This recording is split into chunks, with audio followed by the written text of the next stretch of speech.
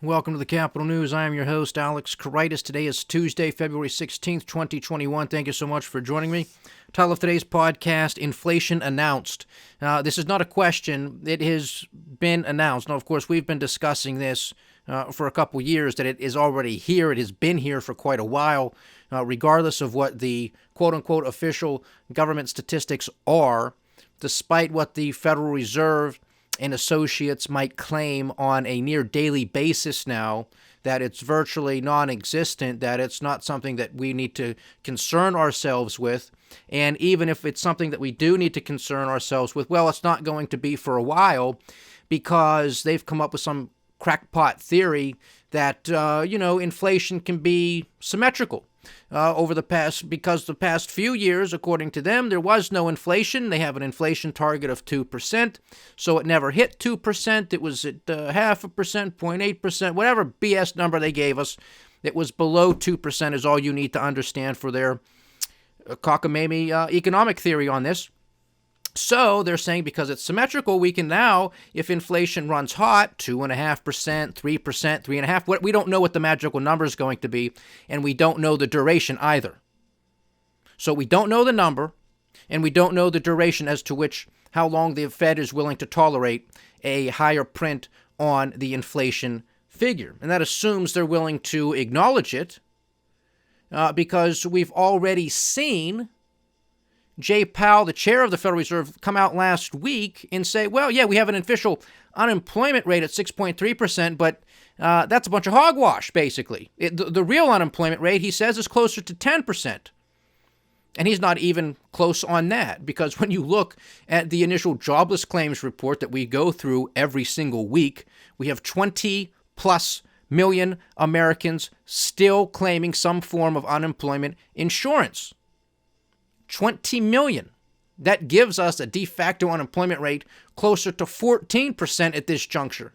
Not 6.3, not even 10%. So this is the land of fairy tales, and this is the land of narratives. And we have been making our way through this land of narratives for the past few years now, because that's all they got. They are trapped. They are not going to outright admit it. You have to read between the lines. You have to pick up on where they're trying to throw somebody else under the bus. A couple weeks ago, you have the Fed come out, we're not responsible for asset prices going up. No, that's not us. That's the success of the vaccine rollout and markets anticipating further success there.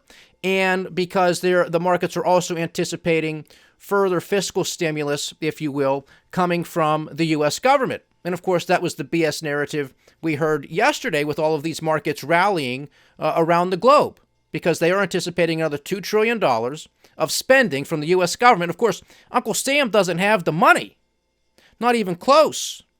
We're already projected to run a $2.3 trillion deficit this year alone, and that is absent. That is absent the $1.9 trillion monstrosity. Anything related to infrastructure, which I'm sure there's going to be a bigger push and bigger discussion with respect to infrastructure, now that what we are seeing here in the United States, basically coast to coast, but really in the heartland of the country, in Texas, with all of the rolling power outages, with the failure of their energy grid. So this is going to push the envelope a little bit further for infrastructure, and this is something that's most likely going to gain some sort of bipartisan support. Now, we're very, very late to the ball when it comes to infrastructure spending. I mean, if there's something that the government should somewhat be involved in, I can live with infrastructure, especially when it relates to energy infrastructure, because that, to me, you can really classify that as a national security issue. So I have no problem with the government having a hand. It doesn't mean that the government manages it. I don't want the government managing it, but I want them to be involved. I wouldn't have a problem with federal tax dollars going to infrastructure projects for the purpose of national security as well. And of course, you should, if it's done properly. It is an investment, and we should receive some sort of return on that investment. That's not what we're doing. We just throw the money down the toilet. So you talk about a $2.3 trillion deficit alone. You got to take into consideration the $3.5 trillion that we bring in through taxation across all forms.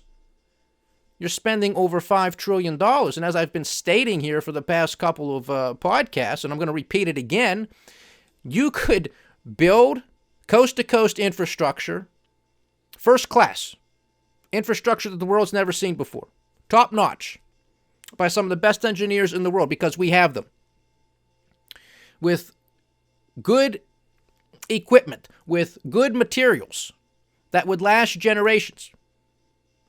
We could take it down. We could rebuild it again, take it down and rebuild it again. That's how much we are going to spend this year alone. And I'm not pulling these numbers out of my butt, even with respect to the infrastructure spending. The American Society of Civil Engineers will tell you how much money is needed, coast to coast. $1.5 trillion. Now, that's a lot of money. That's a ton of money. But we're throwing trillions around like it's nothing. And pretty soon it is going to be nothing. A decade ago, great financial crisis, we were talking about hundreds of billions of dollars. Didn't want to touch the T word. Didn't want to get near it. Now it's like every conversation, oh, $1 trillion here, $1 trillion there, no problem. And then, of course, these people have the nerve to look us in the eye and tell us that inflation doesn't exist. $800 billion just doesn't buy you what it used to. That's the effects of inflation. This audience understands what inflation is. It's a monetary phenomenon. It's a monetary act. It occurs in Washington, D.C. It occurs at the Federal Reserve. It occurs at the printing press. You inflate a balloon, you're putting more air into the balloon. You inflate the money supply, you are putting more money out into the system. That is what inflation is. Period. End. Nothing else to say. That's it. That's it. Don't give me the hocus pocus and the hoopla about velocity and this, that, and the other. When you're talking about this much money, it doesn't take that much to turn this stuff up. Now, the effects of inflation, you'll see it in food prices, you'll see it in financial assets, which is what we've been seeing. We're in the virtual everything bubble, but not yet, not with everything. I rule out precious metals and commodities because that bull market is just getting underway here. But when it comes to equities, bond prices, real estate, I mean, you're talking all-time highs here, especially with equities and real estate prices. At least on the residential side. Of course, I think we're going to have a massive correction with respect to commercial real estate, and I'm sure it'll happen with residential too. It's just a matter of time before the bubble gets pricked, before the system exhausts itself. And a lot of these people who are in bidding wars to buy their first house or second house, whatever the case is going to be, when this happens, and it will, just a question of when, these people, a lot of them are going to be underwater. This is how painful this is going to be. There is no easy solution. Of course, they are incentivized by this extremely low interest rate environment, which of course is having an effect to push down mortgage rates to all-time lows. But now the prices are getting out of hand where it almost doesn't even make any difference. This is when the system simply exhausts itself. It doesn't have to be a black swan event. It doesn't have to be an external shock to the system. It's just exhausted. That's all it is. I mean, there's only so much you can drink before you pass out. There's only so much you can eat before you get sick. There's only so many miles you can run before you collapse. We are pushing this system to the brink because our elected leaders and our appointed bureaucrats throughout the government, throughout the central banking authorities, do not want the music to stop on their watch. They do not want to take accountability or responsibility for what they have done, what they have caused. They want to shift the blame to somebody else, which is why I brought up Jay Powell bringing up the markets continue to rise on vaccine hopes, the rule out being successful, everything working, everything going quote-unquote back to normal, and the government spending money that we don't have. Because before, the whole purpose of this quantitative easing experiment, which is the biggest wealth transfer in the history of mankind, which is why you continue to see alligator jaws, so a very big open mouth, if you will, if you can visualize it, between the lower income brackets and the upper echelons of the income brackets. Income and wealth inequality continue to diverge. This is a recipe for a disaster. But that was what quantitative easing was all about. It wanted to generate a wealth effect. Let's make the wealthy wealthier. They'll take the profits from those financial asset prices appreciating, and then they'll take those profits and they'll go spend them in the real economy, helping the people down the line. That only works on the margin, and it's most definitely not enough to lift all boats. Because if it was so successful, then we most likely would have had a Hillary Clinton as the president of the United States and not Donald J. Trump. Because that was the policy that Barack Obama, he inherited it, but he kept it going. He allowed it to keep going. He never called it out. Just, keep it going. Just let them do what they got to do. Keep pumping money into the system to keep our markets artificially elevated, which is what we continue to see today. And I have some charts that I'm building and putting together that I want to share with the audience with some capital economics presentations. I hope to put those out this week. It's been a while since I've put those out, but I think it's just time to update the audience on what's going on. And there's going to have to be several of them because I just have a ton of graphs that I'm working on. I think this might be a crossroads that we are witnessing right now. And it sort of all makes sense with the rhetoric that we're hearing from, Treasury Secretary Janet Dingbat Yellen. Got to pass $1.9 trillion because we need full employment to take place. And the only way that's going to happen is if we pass this $1.9 trillion piece of crap. And then, of course, you have Jay Powell on board. I told you, this is going to be a 1-2 punch. This is just the first combo. There's going to be hundreds of billions, if not trillions of dollars more, thrown into the system. Joe Biden, whether it's through executive order or whether it's through Chuck Schumer and the Democrats using budget reconciliation to get things through the Senate, they're going to do it. They are just getting started. They believe that they have political capital, and to some extent they do. That's what happens when you win an election. You have political capital.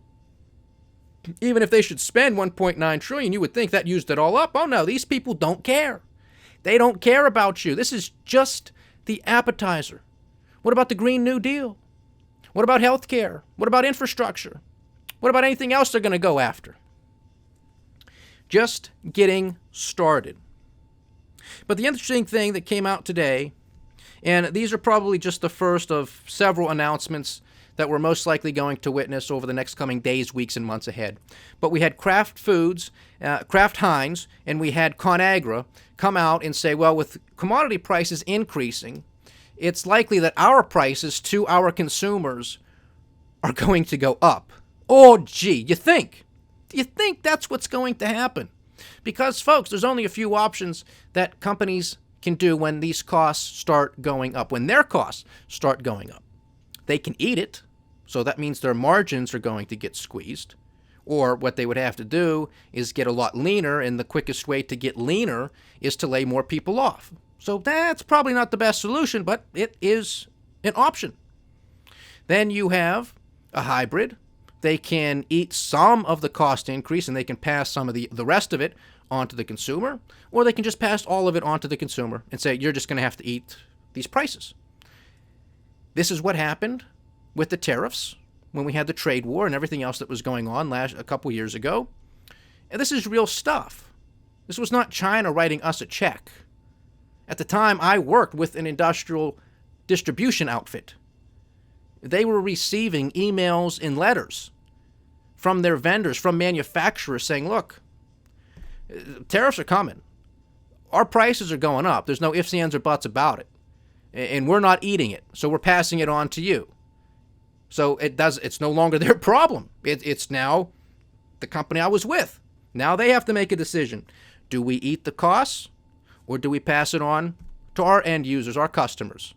Well, we passed it on to our customers too. So we had to write letters. We had to make phone calls. We had to educate the sales force as to what was going on and send them out there and prepare that these prices are going up.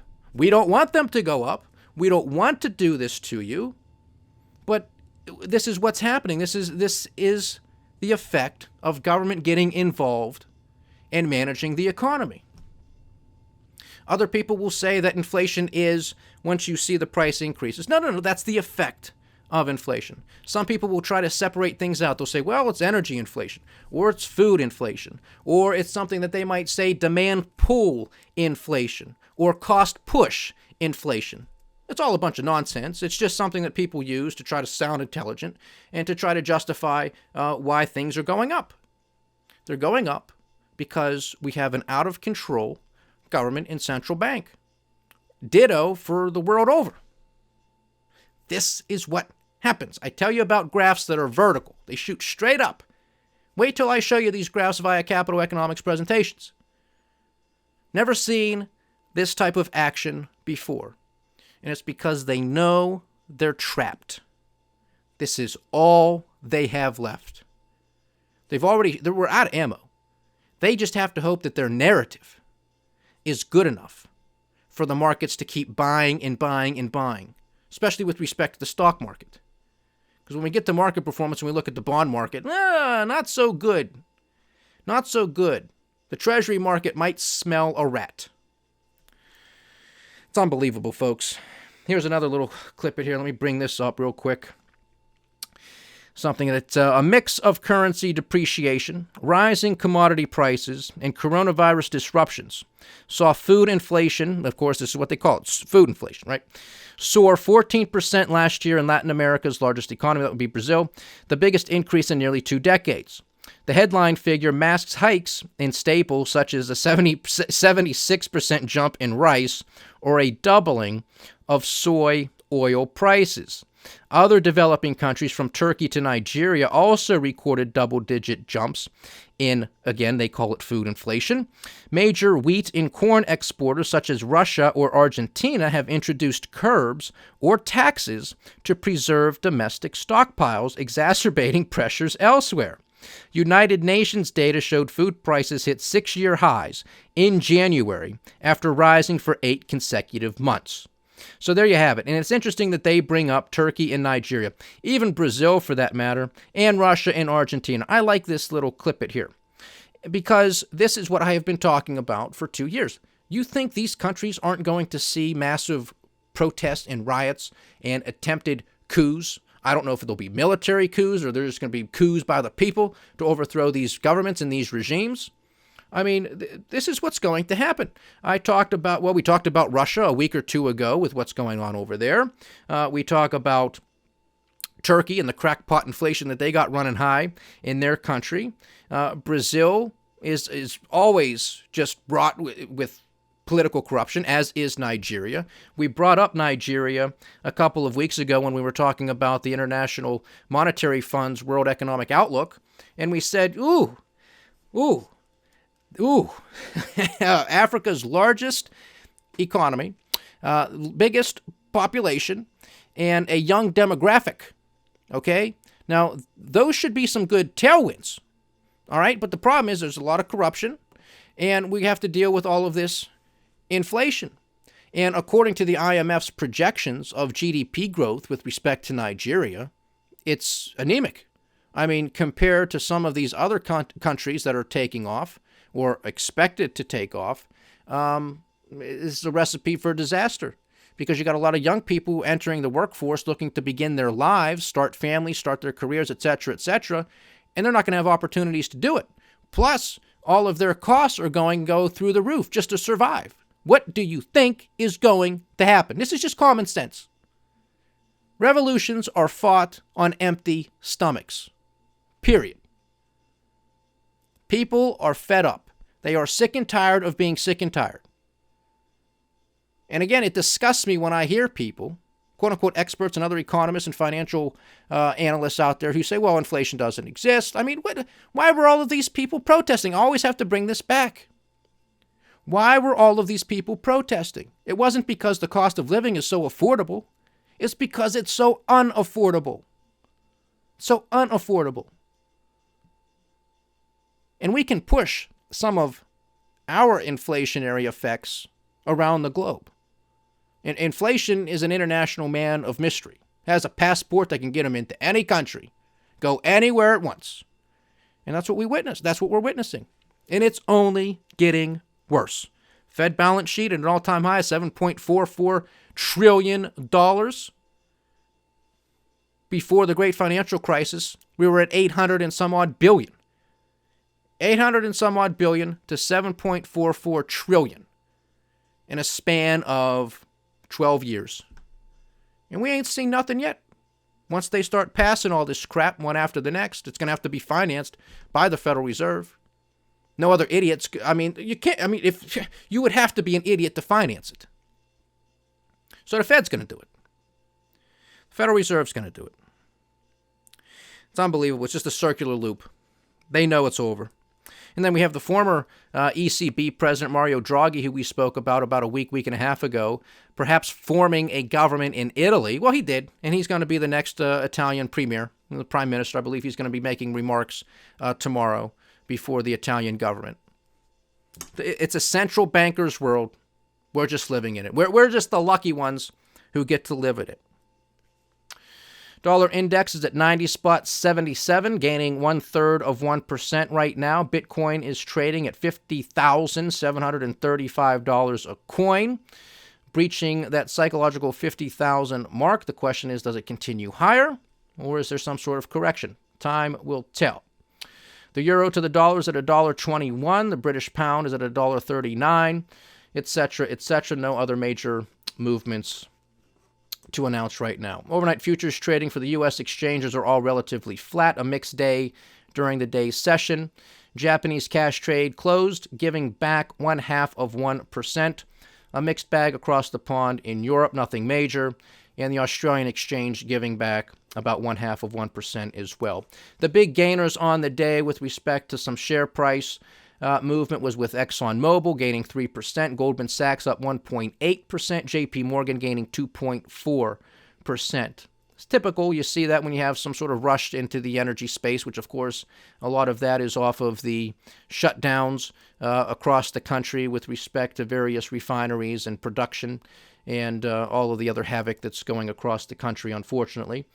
Tesla giving back 2.4%, one of the bigger losers with respect to the tech sector, or whatever you want to consider Tesla, but nonetheless down 2.4% for the day, trading at $796 per share. WTI is at $60.45 a barrel, Brent at $63.88, natural gas $3.10.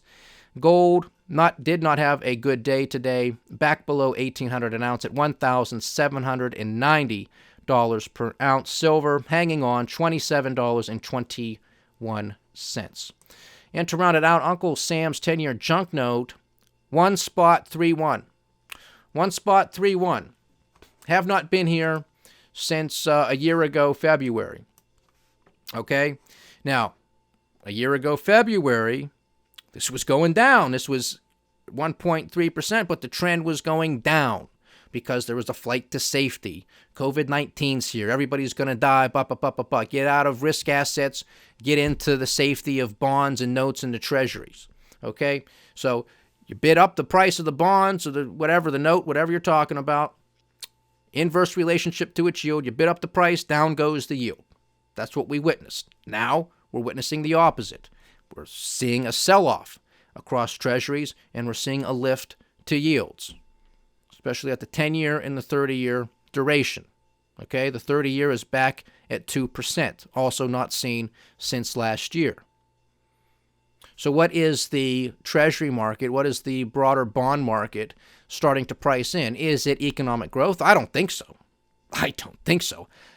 Maybe a little bit, but the majority of it has to be inflation. And in bonds do you no good in an inflationary environment. I mean, you might be able to hang out in stocks. You might be able to continue to push this bubble up. I wouldn't doubt it. I don't know when the system is going to exhaust itself. I think that's most likely going to be what snaps this thing. It's just going to be system exhaustion. I think it's going to be something behind the scenes in the labyrinth of our liquidity and all of the plumbing that exists in the background that nobody really has a full handle on, whether it's going to be too much liquidity, whether not enough, whether it gets clogged in a pipe somewhere. Something will happen. It'll be explained away. Somebody else will get blamed, most likely free market capitalism, and round we go. Politicians will blame each other. Central banks will blame politicians. Just get ready, okay? Prices are going up, and so are your taxes. They're going up. This is not a good environment at all. And we have central banks really starting to get involved with the climate crisis.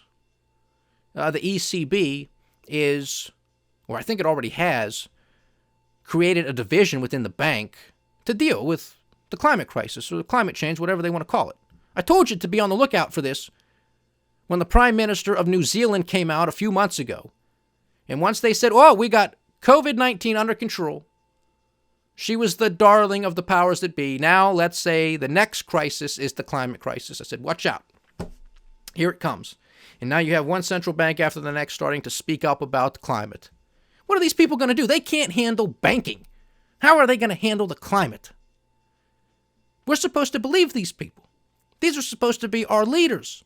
Whether they're elected or appointed makes no difference. These are supposed to be the people who know what they're talking about. These are some of the least qualified people walking this earth. And we know, of course, who they're really working for. All you have to do is follow the money. It's not that difficult. But that's the concerning effect right now with respect to the Treasury market. Will these yields keep climbing? I mean, sure. This is the Fed fighting inflation with inflation. If they decide that these rates, these yields are getting too high, well, they'll say, well, back to the printing press we go. Sleepy Joe, Crazy Nancy, Chuck Schumer, come on, pass something. We don't care how you do it. We don't care if Mitch McConnell and the Republicans get on board. Just pass something so we can finance it, so we can fight this off, so we can justify going back into the Treasury market to buy these yields, to buy these bonds, to buy these notes, to bid up the price to put these yields back down. All of these markets are manipulated. They're fake. They're rigged. This is our society. This is our economy. You got a lot of people suckered into this thing. A lot of people are going to get wiped out. Even people that are paying attention.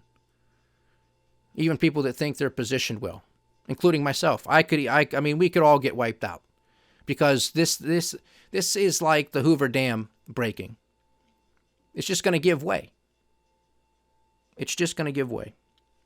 I can see it. I hope I'm wrong about that, by the way. I really do. But these are the first announcements. ConAgra, Kraft Heinz. These aren't small companies, by the way. Okay, this is something, when you hear this stuff, some bells and whistles should be going off. This is just going to be the first thing. And don't just pay attention to the price. Also pay attention to the volume that you're getting. If it was 18 ounces before, is it now 16 ounces? If you got 2 dozen cookies, is it now 20 cookies? You know, whatever you're buying, some people will call that shrinkflation just to give it a name. Like, people like to give names to everything. And did the price go up too? Because they got to maintain margin. They got to stay in business. Inflation announced. Are you ready? Stay diversified, stay vigilant, and stay with the Capital News. I am Alex Koritis. Godspeed.